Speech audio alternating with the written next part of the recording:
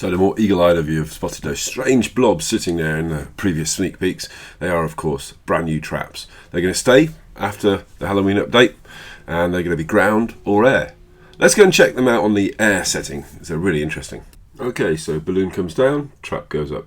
That looks like that's a level 2, I think, from the look of it. Is that 2 skeletons? Or 3 skeletons? Sorry, my old eyes don't work. So that was a level 2.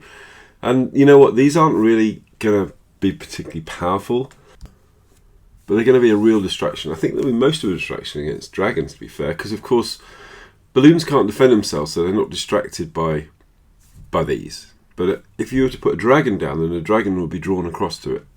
So I would like to see these put next to air defences, possibly. You absolutely do have to let me know your thoughts in the comments. I'd be really interested to see how this one plays out. There you go, whack it with your swords. So I recently did an interview with Jonas, and this is going to be published in a week's time. So check out this opinion from the developers about how you're going to use this. You know, obviously now we know that there's a new trap that's come out with the Halloween update, and that's going to stay in the game, right? Yes, that's a permanent addition. So how are you, knowing the mechanics, how are you going to best use it? So it's interesting. For me, the way I view the trap is it's going to be a way to divert troops and pull them into areas of the base that the attacker might not have expected. I imagine probably what would be a popular strategy would be to put the skeleton traps directly around the clan castle to reinforce the troops that come out. But for me, I want to try making the battle a bit more unpredictable by putting them in places that the attackers wouldn't expect, because you have to consider that whenever some enemy troops draw the attacker's attention, after that skirmish is over, they're going to be finding new targets, and that might end up diverting them away from where the attacker had originally intended. So I'm going to try that. Sure, and I guess if they're set on air, you can at least put them around maybe the air defense, so that they distract the balloons, or possibly.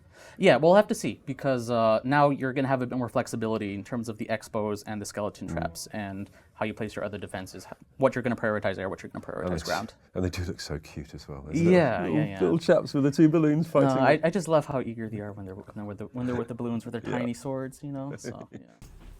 And of course, the full interview is going to be on my channel in probably about a week's time. So why don't you go and mash that subscribe button, and you'll get to see that. It's really interesting. Talk about how the developers play the game. So the forum exclusive sneak peek is that the maximum level troop someone's unlocked is going to be appearing on their profile page. That'll mean a lot less looking at people's bases, see if they got those archers they say they have. I'd love to know your thoughts in the comments as always. You guys take care. Bye for now.